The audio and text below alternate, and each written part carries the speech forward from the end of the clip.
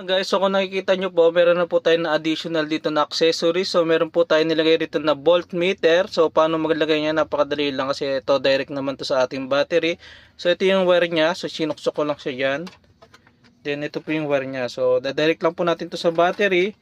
Then sunod naman guys, so ito in additional natin is yung ating fan. So cooling fan para sa ating inverter guys. So ito po yung kanyang thermostat. So paano mag install ng thermostat, so ayun po yung gagawin natin. So dalawa po yung ating pan dito, so may pan din sa ating SCC, so sa ating controller.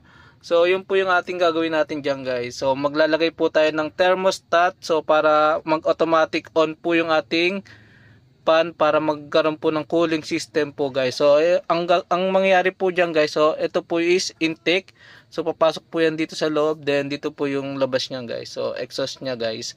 Kasi po ang atong peto guys, so may limit din po siya bago umandar yung exhaust fan niya, kaya kailangan natin lagyan ng fan para di siya mag-init talaga guys. So hindi na natin kailangan hintay yung uminit pa yung peto bago mag-exhaust guys. So kailangan na po natin ng intake na pan guys para hindi po siya masira agad guys. So yun po yung gagawin natin. So tara, let's go. Mga guys, so una sa lahat guys, so pinix ko na po yung kanyang sa likod guys. So pinix ko na siya rito kasi dito lang po tayo maggagawa ng installation. So ito po yung ating thermostat guys. So kung nakita nyo po, as you can see, English no.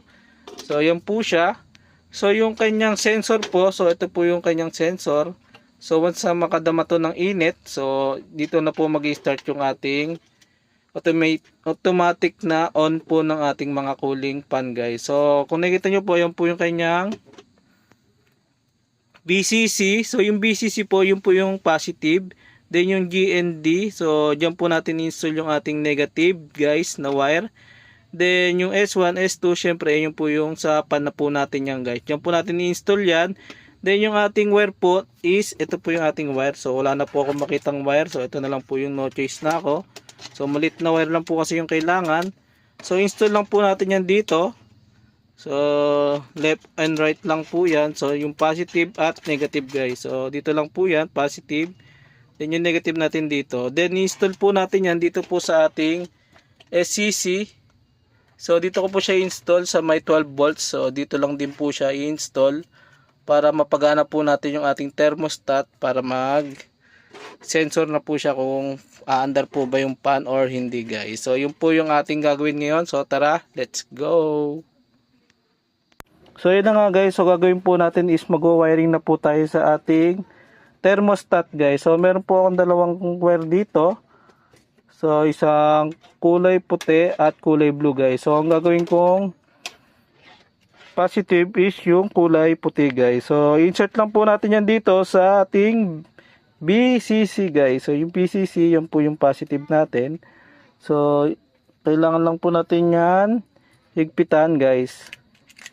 So, syempre, ang kailangan po natin dito is tatanggalin muna natin yan sa kanyang case guys. Kasi nasa loob po yung insertan ng ating wire. So, ayan po yan. Susunod natin yung ating negative wire guys. So, ito yung negative wire. So, ilalagay natin yan sa ground, GND. So, syempre, ipapasok lang po natin yung maigi. Ito po yung magiging source ng power po niyan guys. Kaya kailangan natin ng positive tsaka negative wire. Para pwede ito, i-direct natin to sa ating inverter o kaya dito sa ating solar charge controller na 12 volts guys. So ayan po, already goods na po yan. So susunod naman po natin guys is i-install na natin yung ating wire ng fan guys. So yung wire ng fan, so matatanggal naman to. So yun na nga guys, ito yung ating positive tsaka negative. Di ko alam kung may polarity to, pero ito yung number 1 tsaka number 2. So ang number 1 natin is S1. So dito po natin lalagay. So yan, i-lock na ho natin.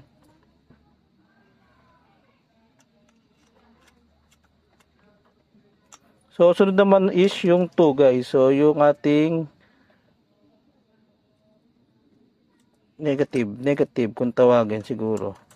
Kasi di ko alam kung may polarity to, pero palagay ko wala naman.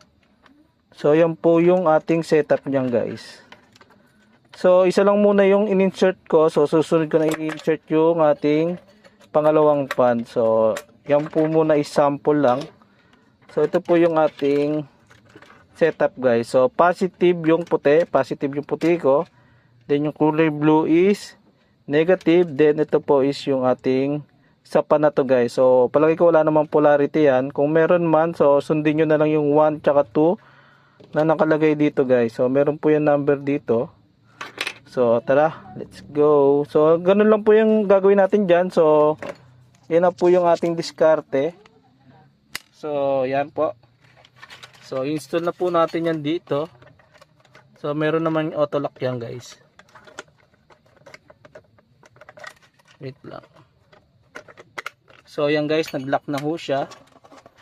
So ang diskarte naman natin dyan guys, itong wire ng ating positive tsaka negative is pwede natin to i-direct sa ating Phaeto na inverter, pero ang gusto ko is dito lang sa may 12 volts ng SCC. So dito ko siya i-direct, so positive tsaka negative. Diyan ko po siya isasalpak guys. So yan, para malinaw lang tayo. So syempre yung wiring na yan, so itatago ko rin yan. So dito ko lang siya ipapakita sa ating video guys. So diyan po yung ating setup. So yung sa kaliwa is yung positive at negative naman yung sa kanan side guys. So yun po yung ating setup guys. So napaka po natin yung wiring ng ating thermostat. So kung nakikita nyo po, so yung BCC po natin, yung po yung positive, then yung GND, yung po yung negative wire guys. So ito po yung magiging source ng ating thermostat guys. So ito naman po yung positive negative na yan guys. So dito po natin yung ilalagay sa ating SCC controller guys. So dyan po natin ilalagay yan. So yung positive tsaka yung negative guys. So dyan po siya dadirect kasi 12 volts po itong load dito. Then yung kanyang wire po ng pan natin guys. So install po natin yan sa S1 tsaka S2. So dalawa po yung pan na nilagay po natin. So dalawa rin po yung in-insert natin dyan, kaliwat kanan guys. So ito yung kanyang sensor. So ito po yung magiging yung kanyang mag-absorb ng init. Once na uminit po ito, so automatic po mag-on off yung ating pan guys. So once na uminit po siya, so yung pan po natin is mag-automatic on. So ito po yung magiging utak or sensor ng ating cooling pan guys. So para hindi na po natin i-on tsaka off yung ating system guys. So yan po. So yan po, i-fix lang po natin yan dito. So once na na-fix na po natin yan, so yung positive tsaka negative po natin is dadaan na lang po natin dito sa cable management natin. So yan po. So yan, napakadali lang naman po niyan.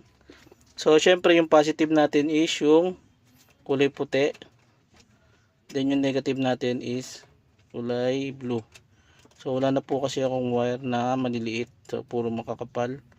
So ilalak na po natin yan.